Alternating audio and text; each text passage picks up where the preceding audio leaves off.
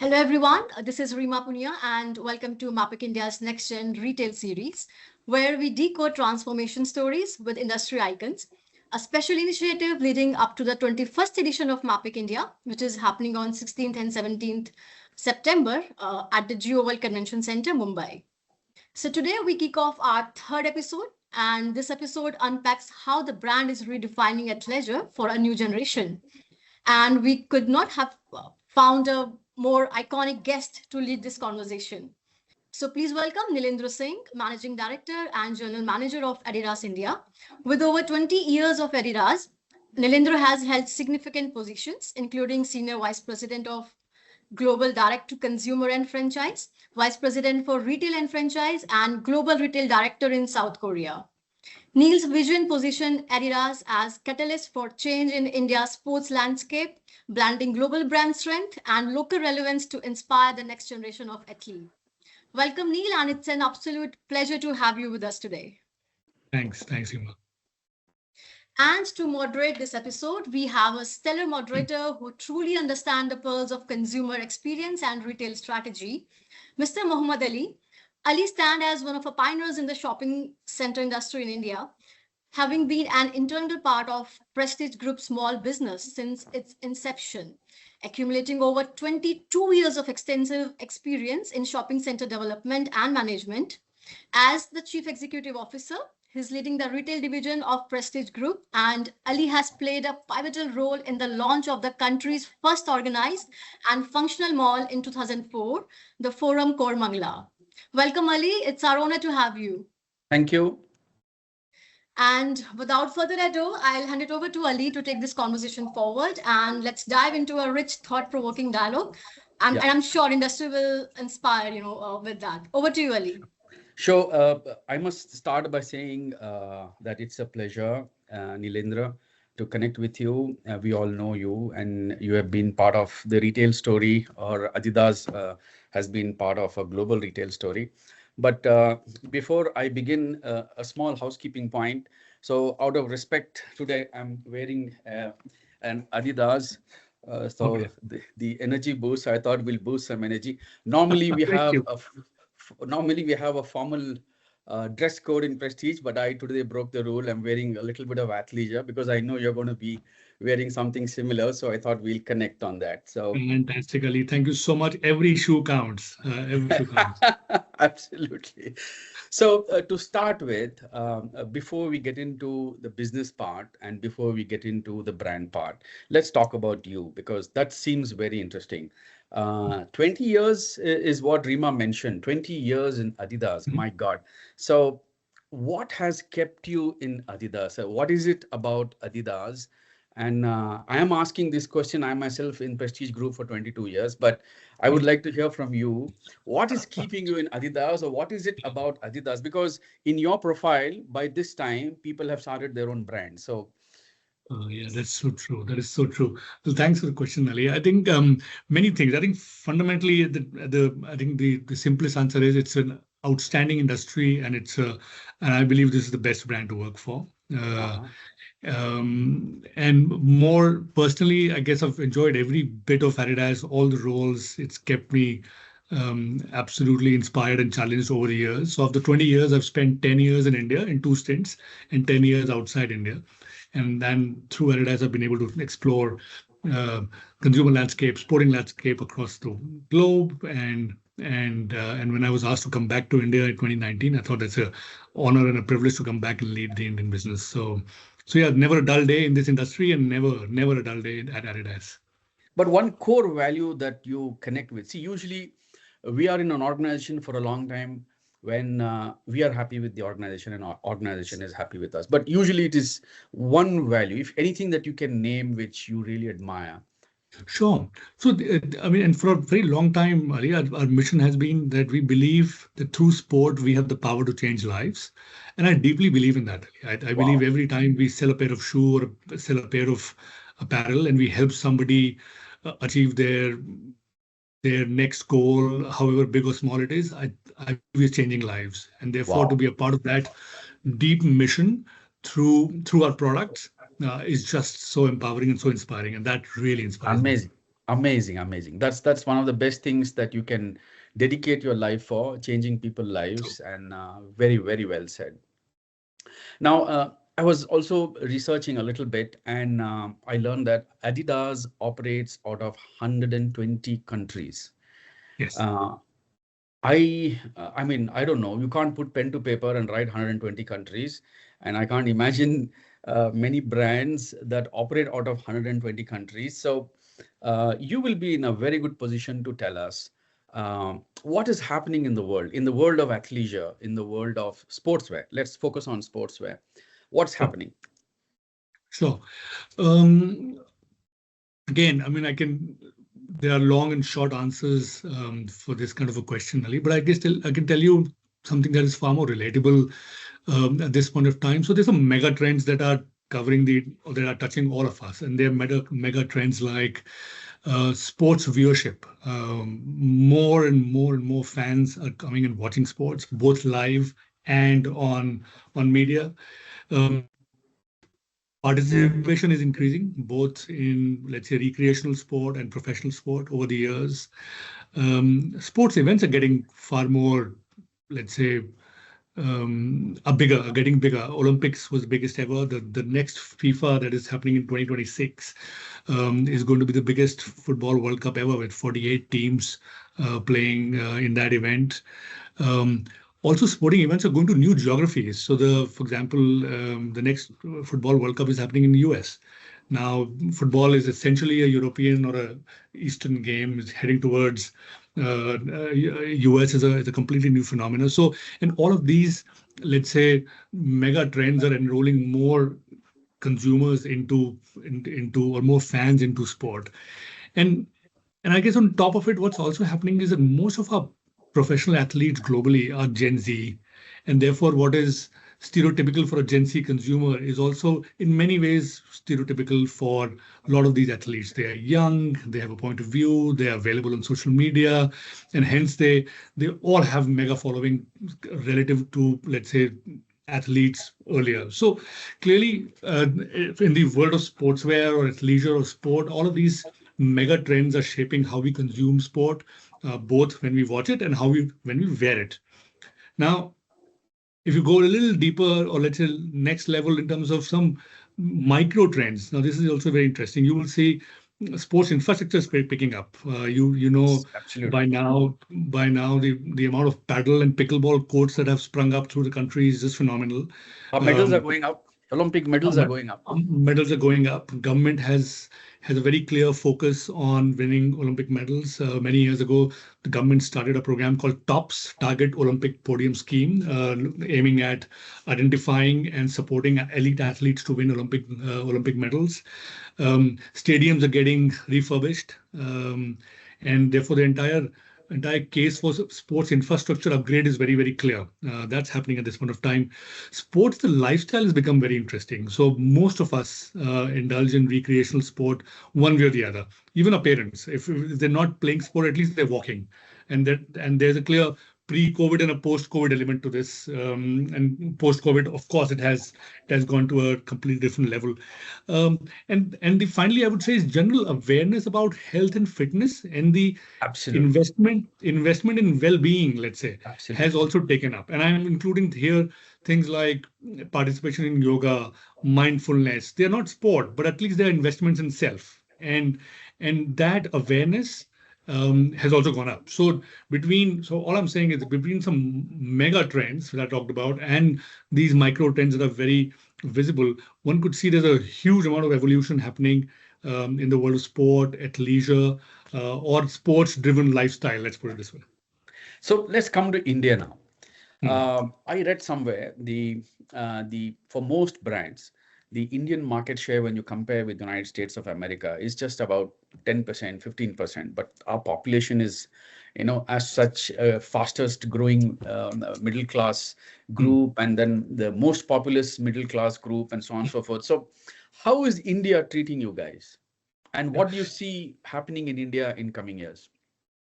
So India, clearly, to your point, India will continue to be one of the fastest growing economies or markets for most of consumer brands for the similar reasons: large population, consuming market, middle class is upgrading, and let's say the rich are consuming more. So all these again broader, let's say, phenomena that is true for us are also true for many other brands, or whatever is true for many other brands is also true for us.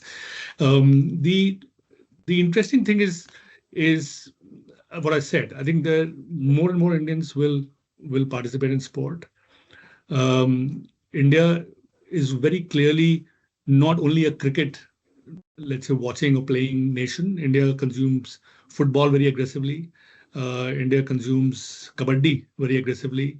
There are signs of professionalization of sports, like IPL. We have leagues in kabaddi, you know that. ISL has been there for some time, so Indian soccer is also picking up, and hence India for us is a market of for now and market of the future, not only for one sport, which is the heartbeat sport of cricket, but also for almost every sport that makes sense across the globe will make sense in India as well. And apart from, let's say, if you keep the sport angle on the side, the sheer power of that we have through sports inspired lifestyle, that's very relevant, because that's where we recruit a lot of consumers into sport or sport driven lifestyle, because Adidas is one of those unique positions where we have a very strong point of view only on sport and performance sport, and also on sports lifestyle. You know, we also have Absolutely. originals, Absolutely. and therefore we able to speak to a variety of use cases from a consumer perspective, and India is currently calling out to both. Absolutely.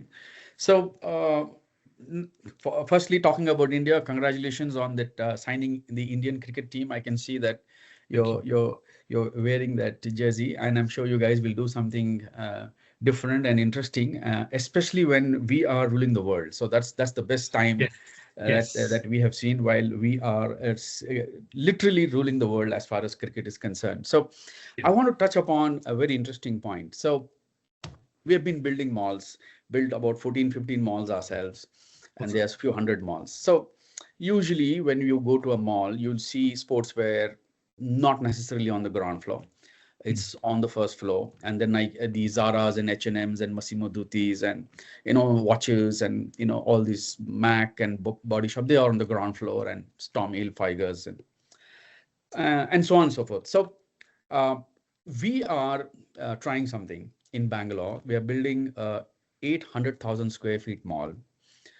And we are saying no to department stores. We are saying no to Indian wear. We are saying no to formal wear. We are saying, I don't want to name any brand, but we are saying no to formal shirts, suits, and then the wedding wear and all that. So it's a 800,000 square feet mall, and our hero is athleisure. The mall is in the final stage of construction. Will open 2027. So what do you think? Is India ready for a mall where you have other things as well? So a mall dedicated for athleisure, where the entire upper ground floor is all athleisure brands. Every single brand that is there. I mean, we will approach them, and even if it is something which is a lower price point, if it is even a new entrant like a re-entry like Fila or everybody, because we want to capture that everybody is on upper ground floor. You get to take large spaces, you get to flex your muscle, and then we are moving at the athleisure to the first floor. So it'll be, so predominantly it is athleisure mall, where you're talking about sportswear, you're talking about leisure wear, you're talking about airport wear, street wear, travel wear, yoga, and so on and so forth. So it's not just the sports, but it is the whole lifestyle of it. Do you think there is a scope for something like, of course, there'll also be a 2.5 lakh square feet of F&B. There'll be 40, 50 restaurants, microbreweries. The food will be there as it is. And there'll be a lot of entertainment. Entertainment will be there. There'll be cinemas, there'll be gaming arcades, and there'll be family entertainment centers, and so on and so forth. But when it comes to fashion, clothing, only athleisure. What do you think about a mall where athleisure gets to flex its muscle and create a differentiation with all the malls that are there? Yeah. Oh, great point, Ali, and congrats for attempting to do that. There are two ways to answer this again. I would say why not? First of all, because I guess it helps differentiate the space. It almost then creates a very different reason to visit the mall, and hence I'm assuming that the conversion in the stores, etc., should be better or stronger, given that the consumer has chosen to come a mall with a very clear proposition towards the consumer. So why not? Absolutely. And the other thing I would say, the other way to say this is that sometimes in our country, you've seen only when you try you'll come to know. So I'm a big believer that somebody needs to break the mold. Absolutely. There's enough business, there's enough consumer, Yes. and one has to talk about the possibilities rather than and go ahead and get them rather Absolutely. than debate them. So yeah, I would say why not? And the time is there. I get time is now. Like we tried the food only malls. We did, and DLF has done in Delhi. We have done in Bangalore, and it is working wonders. See? Where only food and a theater, and it is madness. I mean, the response is phenomenal. I think people want that differentiation. Yes. Also, the buying habits also have changed and evolved, Ali. For example, if I go to a mall, I'm quite intentional about what do I want to buy. My mood is different when I want to buy, let's say, a suit for a wedding versus, let's say, fashion, athleisure, denim, whatever it is.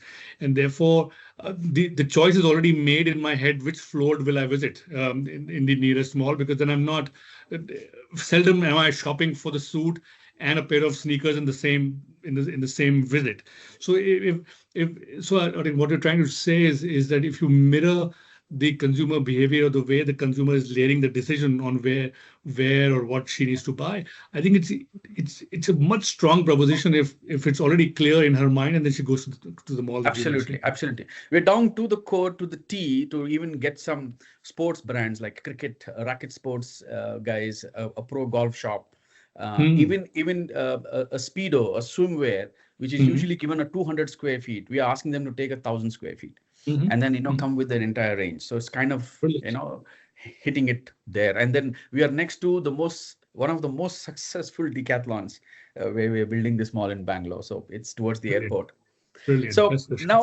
now that we are running out of time, technically the time is up. I would like to ask a personal question. I'm a watch collector. I Yeah. I Oh, love watches, and watch is very close to my heart. And I see that oh, you're not wearing a watch. So right on. I wanted to know, do you have watches in your wardrobe, or is Not at all. you don't have any watch? You No, don't I wear stopped watch? wearing.